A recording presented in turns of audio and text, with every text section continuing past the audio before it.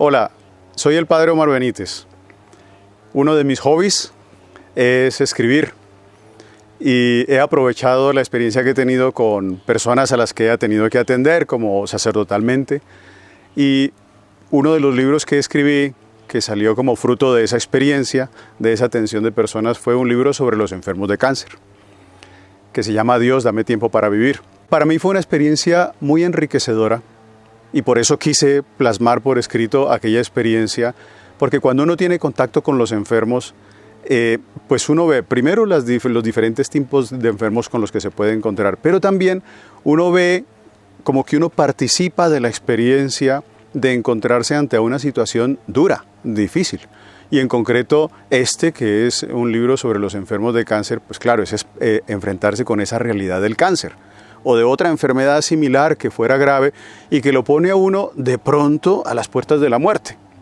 Entonces, esa experiencia que lleva a estas personas a plantearse el verdadero sentido de la vida y que lleva también al que acompaña al enfermo, a la persona que está sana, digámoslo así, también a plantearse el sentido de la vida y de la muerte, pues es muy impactante. Realmente yo pienso que es un sacudón que con razón se ha dicho que el dolor es como el megáfono de Dios para despertar a una humanidad adormecida. De hecho, una de las cosas que me contaba el protagonista de este libro, que era eso, un enfermo de cáncer, era, bueno, lo quiero leer, lo tengo señalado en el libro porque es muy bonita la anécdota que él contaba. Él decía, tengo un recuerdo de cuando era niño. Cuando mi padre nos obsequiaba una bolsa de dulces, del tipo que fuera, yo empezaba a comerlos con avidez. Cuando ya notaba que se me iban acabando, entonces me los comía más despacio, disfrutando cada uno, pensando que pronto no tendría más.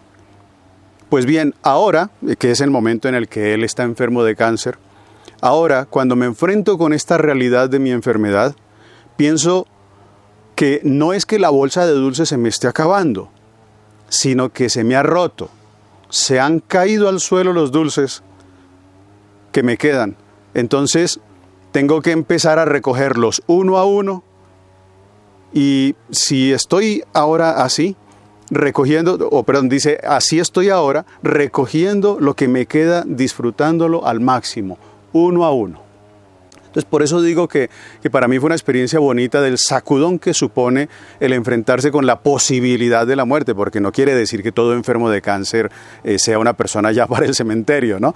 Pero lógicamente sí uno ve esa posibilidad, y él decía, ahora es que empiezo a disfrutar cada cosa. Entonces el sacudón es para el enfermo y el sacudón es para el sano, porque uno dice, yo estoy disfrutando, aprovechando cada cosa por pequeña que sea, como si ya se me fuera a acabar.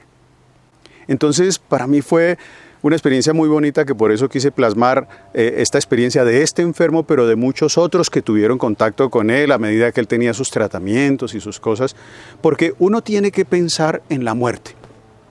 A veces yo pienso, bueno, si la muerte es algo tan real, porque es que ninguno de nosotros nos vamos a escapar a ella, ¿por qué solemos rehuirle a considerar esa realidad de la muerte cuando es tan real? Somos conscientes de que en cualquier momento nos podría llegar, pero somos conscientes no con un sentido como terrorista, como de miedo, como de alarma sin más, sino como de, ¿ves? Yo quiero también ese sacudón. Es decir, si a mí me tocara, si yo estuviera ante esa situación, ¿qué haría? ¿Yo cómo reaccionaría? Entonces, por eso quería yo participarles, a los que tengan posibilidad de tener ese libro, esa posibilidad, esa realidad, ¿no? Esa experiencia de enfrentarse con la posibilidad de la muerte, a ver cómo estoy enfrentando la vida. Otra de las cosas que él contaba, que él decía que era un recuerdo que alguna vez lo había escuchado o lo había leído, era de la experiencia de un soldado que un día fue al aeropuerto a recoger a un conferencista que iba a ir allá al batallón a dar una conferencia, y entonces el conferencista notó que el soldado era muy detallista, estaba pendiente de ayudar a otras personas, fue muy puntual, tenía un trato como muy afable, muy educado. En fin, todo esto le llamó mucho la atención a este conferencista, y cuando ya iban en el carro le preguntó al soldado, ¿no? que él por qué se comportaba así, como que el conferencista no esperaba encontrar un soldado así. Y entonces el soldado le contaba que él había estado, lo contaba el enfermo, ¿no? Que él había hecho parte de la división antiexplosivos de un batallón que estuvo en Vietnam. Y entonces a ellos les tocaba desactivar minas quiebrapatas, de esas que desafortunadamente también en nuestro país hemos encontrado, ¿no? Entonces, como hacía parte de esa división antiexplosivos y desactivar minas, él dice que vio volar por los aires a muchos de sus compañeros. Y entonces le quedó ese impacto de estos perdieron la vida, yo conservo la vida. Entonces él decía, bueno, como yo conservé la vida, como yo sigo vivo y no así mis compañeros, yo puedo volar por los aires en cualquier momento. ¿Qué estoy haciendo yo? Y entonces me propuse, le explicó el soldado al conferencista, me propuse vivir cada minuto como si fuera el último minuto de mi vida. Y por eso procuro cuidar cada detalle, cada cosa pequeña, porque yo no sé cuándo va a ser el último minuto de mi vida. Entonces yo pensaba que esto es una reflexión que nos puede servir a nosotros, porque quizá hayamos tenido contacto con personas que han estado con enfermedades graves, que han muerto por una enfermedad grave, o quizá no, pero a ti y a mí un día nos puede pasar. Y entonces uno dice, bueno, yo tengo que estar preparado, pero yo no tengo que esperar a que un médico me diga que me voy a morir. Yo no tengo que esperar a que me den un diagnóstico de cáncer para empezar a vivir cada cosa, cada minuto como si fuera el último. Qué bueno que viviéramos cada minuto así. Por eso digo que esa reflexión a mí me sirvió mucho y ojalá que a los demás les sirva, ¿no? Uno de las personas con las que él tuvo contacto mientras se hacía sus tratamientos para el cáncer, le hizo la siguiente reflexión que me pareció muy valiosa.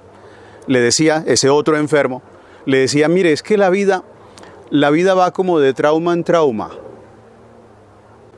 Porque, por ejemplo, cuando un bebé está en el vientre de su madre, pues el bebé está como muy acomodado en el vientre de su madre, pero de alguna manera como que intuye, ¿no? No es que lo piense racionalmente, pero como que intuye que más allá hay un mundo que él todavía no sabe cómo es, pero hay un mundo insospechado con el que él se va a encontrar después. Entonces viene el momento del parto, y el momento del parto es un momento traumático, porque hay dolor para la madre, es un trauma para el bebé, pero ese trauma por el que pasa lo lleva a un mundo insospechado, a un mundo de unas cosas, de unas realidades que él ni se imaginaba, ¿no? Entonces, un trauma. Pero ahí no termina todo, porque aunque uno esté en el mundo y viviendo todas estas bellezas que hay en el mundo, todavía intuimos que hay un más allá, que hay otro mundo más allá, que todavía no sé cómo es, ¿cierto? La vida eterna, sabemos los creyentes. Pero hay que pasar por un trauma para llegar a ese mundo del más allá, a ese mundo insospechado. Y entonces viene el segundo trauma, que es el trauma de la muerte.